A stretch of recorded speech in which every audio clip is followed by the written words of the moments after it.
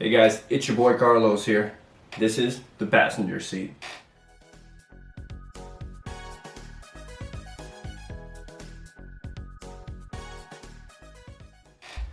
Now, welcome to another episode of our mini-series, The Backseat Driver. Now, in my last episode, I talked about a Puerto Rican urban legend, which was the Chupacabra. So, if you guys like that, I have another urban legend for you.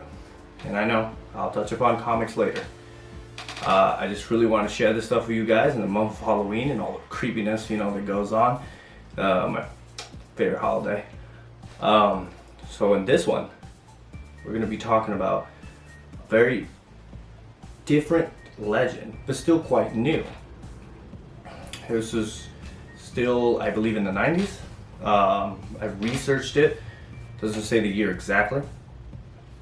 Now, the legend I'm going to be talking about today, La Llorona de Lajas. Now, I know what you guys are thinking. La Llorona, there's a movie that came out, and I know a lot of, the other Latin watchers who watch our videos know about the history of La Llorona in a different sense. So I'm going to be talking about La Llorona de Puerto Rico, which is a different story than the one people are used to, with the woman who kids drowned and she's trying to steal children, or whatever the case may be. This one's a little bit different. So, La Llorona de Lajas. We begin this story, or this sort of the way this started is because a lot of men started crashing and dying over this one specific bridge. A lot of people who mainly weren't men, or they were older men, would say they would see a woman who was pale, skinny, dark, brown hair, very long too, in a white dress, standing over that bridge. So, all the stories started all coming together, and they created this legend, La Llorona de Lajas. Now, there was a researcher, Alejandro Alvarez. He began researching this. So he went to the town close to where supposedly there was a description of a woman who looked like that who used to live there.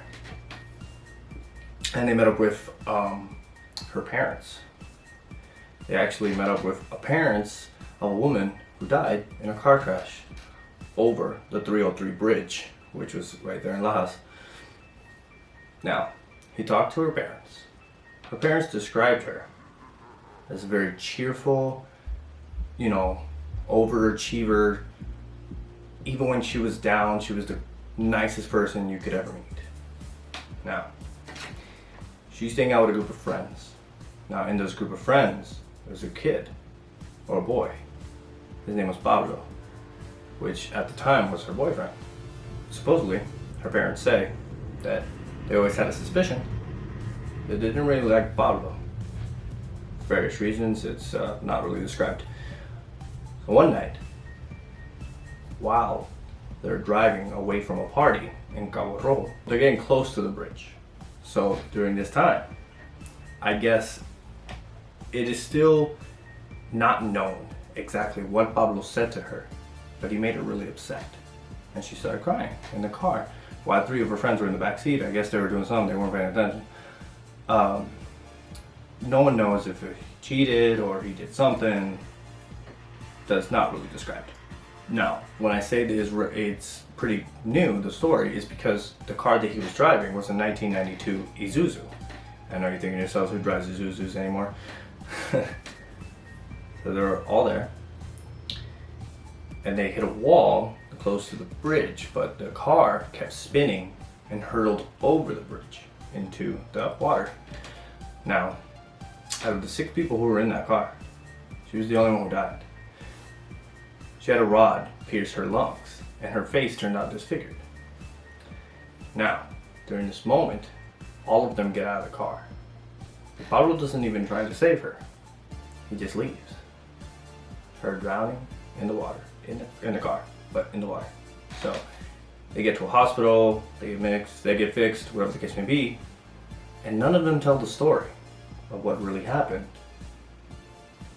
Maybe a few of them did, but Pablo, I guess it's, again, this is like an urban legend thing. So the fact if Pablo is real or not.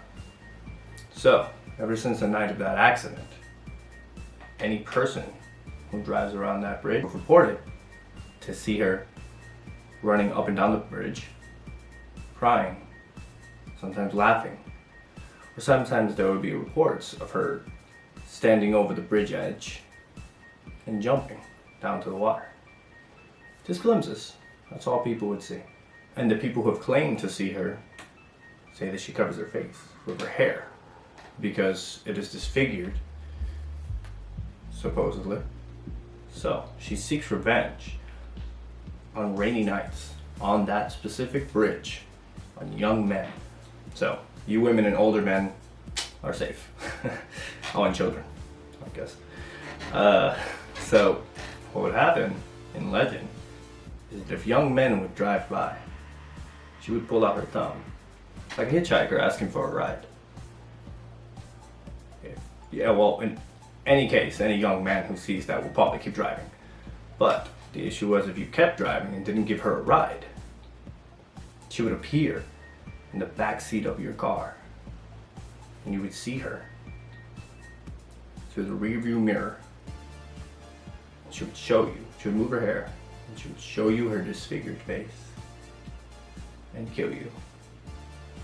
Now, reports say that all these are just car accidents in the rain, but all the men were apparently about 25 years old, which is the age that her and Pablo were. And she seeks revenge on something that Pablo did, which is not really explained. But sometimes, some nights, people say they can still hear shouting up on the bridge of her shouting either her parents or the name of Pablo. And also they hear her crying too, hence La Llorona de las. So yeah, that's another urban legend for you guys here in Puerto Rico. If you guys really like this stuff, go ahead and comment down below if you want to hear more, even though in this month of October is almost over. I can still share some information with you guys about some urban cultures in Puerto Rico. So up next will be Joseph with his video, and thank you much for your time, guys. You're in the passenger seat. Hey everyone, welcome to another episode of the Backseat Driver here on the passenger seat. Joseph here. I hope you guys enjoyed Carlos's segment on Puerto Rican Urban Legends Part 2 with La Llorona. Today, since we're going on to the ghost or sort of ghosty vibe, I have prepped for you, as you can see on the table, Pokemon. What am I going to be talking about today? I'm doing a top 10 countdown on my favorite ghost Pokemon. I'm going to be mentioning what generation they're from, what type those Pokemon are, and a little bit of their Pokedex entries. If any of you are fans of Pokemon and have taken the time to sort of review Pokedex entries for ghost type Pokemon, or for Pokemon in general, you know that some of them are really messed up. Especially ghost type Pokemon. They have some of the creepiest, Pokedex entries you'll be able to find. I recommend if you didn't know about that, you go ahead and check it out because it's super awesome to see all the legends and stuff with ghost Pokemon. So anyway, let's get right into it. At number 10 is Aegislash. I hope I said that right. Aegislash. Generation 6 Pokemon. He Steel and Ghost type. Not too creepy with the Pokedex entry. Basically, it just has the ability to detect nobility in people, and I think that's pretty cool, given that it's really regal and, has that royalty vibe, and I think that's super cool. The fact that it's a Ghost type, since it's not that creepy, and I've only been using it since Generation 8, which is the latest game with Pokemon Sword and Shield, that's why it's in position number 10. I know some of you might find Aegislash in a much higher classification or rank when it comes to ranking your favorite Pokemon. Let's move on to number 9. Number 9 is Golurk. So Golurk, I haven't really had a chance to play with Golurk too much. Again, Generation 8 with Pokemon Sword and Shield. There was this big hype in Pokemon Sword and Shield where they sort of found a way to have easy access to shiny Pokemon, and personally, I love Golurk's shiny form. So yeah, big kudos to that, and that's why I really wanted to start playing with Golurk in this generation. Golurk is from Generation 5, and it is one of the very few, if not, well, I think there's one other. It is one of the few ground ghost-type Pokemon in the Pokemon games. I believe the other one is Runagigas. But yeah, there are very few amount of Pokemon that are both ground and ghost. So very interesting fact. So apparently, a couple of things that it says in the Pokedex entries is that it flies faster than the speed of sound. And I think that's pretty, that's a stretch, but it's still pretty interesting to know. It flies faster than the speed of sound. And Golurk was made by ancient civilizations to help with heavy manual labor. Humans, creating Pokemon for their own benefit. That's kind of it's kind of sad. But yeah, Golurk, number 9. So number 8 is going to be Trevenant. Trevenant, again, really cool Pokemon. I haven't used it personally too much. Again, it's another Pokemon whose shiny is absolutely awesome. I really like its shiny form. Trevenant from Gen 6. It evolves from Phantump. It's from Generation 6. It's a ghost grass type. And its Pokedex entry is that it traps those who cause harm to the forest, and it traps them forever. And that's where that's where this starts to get spooky. It traps any people who are causing harm to a forest, and it keeps them there for the rest of their lives. I think that's pretty cool. Phantump is another one. Its predecessor. Phantump apparently takes the souls of children who get lost in the forest, and that's super creepy as well. Now we move on to number 7. Not really creepy, but it is one of the coolest ghost types to come out in recent times, and that is Gen 7's starter Pokemon, or evolution of the starter Pokemon, Decidueye.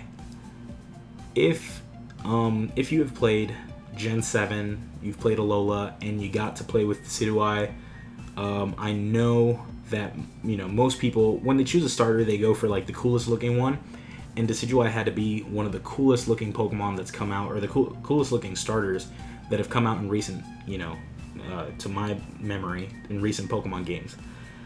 It's a grass ghost type. It's an archer style, vibe that it's got going on. Nothing really creepy in the Pokedex entries, but yeah, nothing, not too much on the on Decidueye, and that's why it's number 7. Number 6, one of my favorites. I don't know what people usually think about this Pokemon, but I really like it, and that's gonna be Drifblim. So Drifblim, it's that balloon type Pokemon.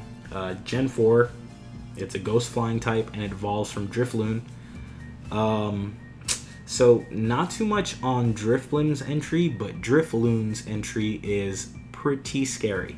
And it's that any kid who mistakes Drifloon for a balloon gets carried away forever, and then they vanish.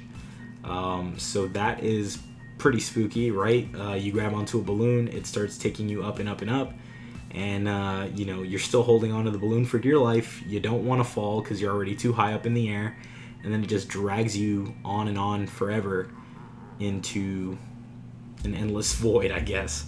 Yeah, Drifblim, really cool, really creepy. I really like it. So, number 5, and this is a Pokemon that comes from one of my favorite generation of Pokemon games, Generation 3, and that is, I hope I say this right, Banette. Yeah.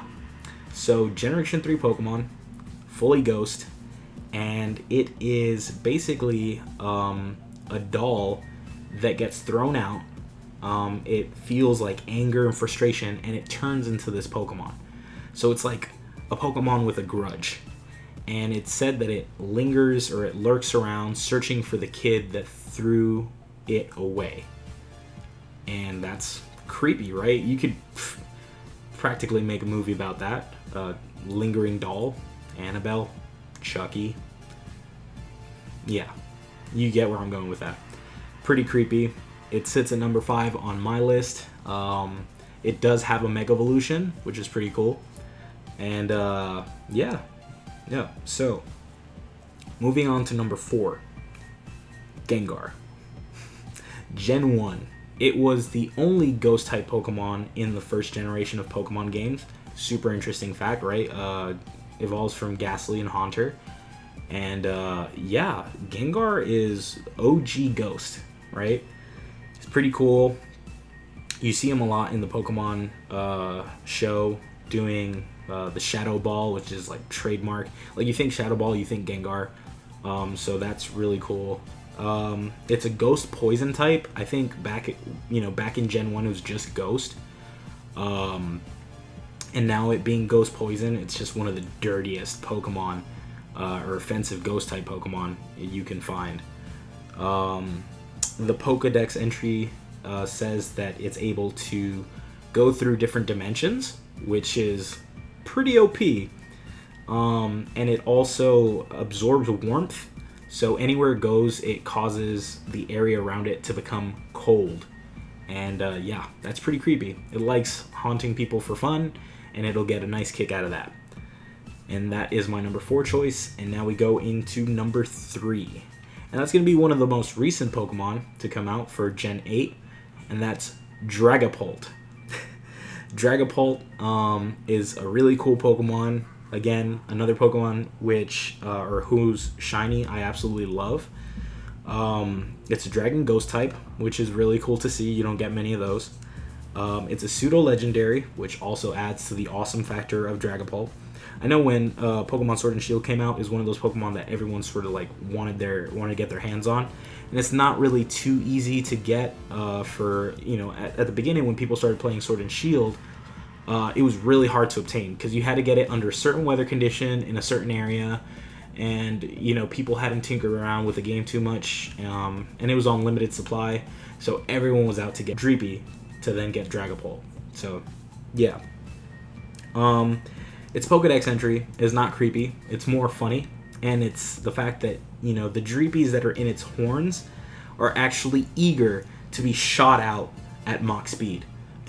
And I found that very funny because, kind of weird saying this, but they're like waiting to like pretty much get shot out and just hit something. I don't want to say the term just because it might be a little too not too PG friendly. You know what I'm saying? But yeah, it's pretty funny. Okay, so that concludes my number 3 in my ranking, and now we go to the top 2. I know I should have said top 3, but whatever. So my number 2 spot for a ghost type Pokemon, and that's going to be Dhelmise. Dhelmise, the anchor. My shirt, even though you probably can't see that, but my shirt has anchors on them. I have a tattoo of an anchor, so anchors.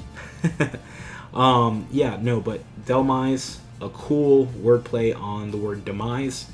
And it's basically, this seaweed anchor. Came out in Gen 7 for Alola. It's a grass ghost type Pokemon. And it is basically the soul of seaweed that were adrift in the waves turn into this Pokemon. And it says that it basically likes to wrap up its prey in seaweed and pretty much squeeze the vitality out of it. And that's pretty creepy. I mean, underwater, can you imagine just getting grabbed by seaweed, getting taken down, and then just having the life sucked out of you? That's horrifying. If you're not a fan of drowning, which I guess no one is, if you're not a fan of drowning, yeah, Dhelmise is probably your worst fear. And that brings me to my number 1 spot. Number 1. Could y'all guess what it is based on the Pokemon that I've already said? I'll give you a second to guess. Okay, so my number 1 spot, my favorite, all-time favorite ghost-type Pokemon, Dusknoir. Dusknoir? Dusknoir. Something like that. Yep, that is my number 1 spot. It's a absolutely stunning looking ghost type Pokemon in my opinion. Compared to its predecessor Dusclops, it's, it looks way better in my opinion. It's from Gen 4 and its predecessor is from Gen 3, so that was pretty quick development for Dusknoir. It's fully ghost, and I absolutely, like I said before, I love its design. It has the face, but if you hadn't noticed before, it has another face on its body, and it actually opens up like that, and it's basically a mouth. And the Pokedex entry, it searches for lost souls, and it pretty much eats them. It eats lost souls, and that's terrifying, right? Because imagine you're a spirit and you're just wandering around in limbo, and this horrific looking ghost or reaper type looking thing comes around and eats your soul. That's pretty darn scary. And then it takes your soul off to the spirit world, and yeah, that is in my book, that's one of the creepiest things I could pretty much picture for the realm of Pokemon. And yeah, so these were my top 10 Pokemon. I hope y'all enjoyed it. Please like, subscribe the video if you liked what you saw today, and make sure to comment down below, what are your favorite ghost type Pokemons? We really want to know, so go ahead. And hopefully you enjoyed this ride with me today, and hopefully you'll join us next time here in the passenger seat.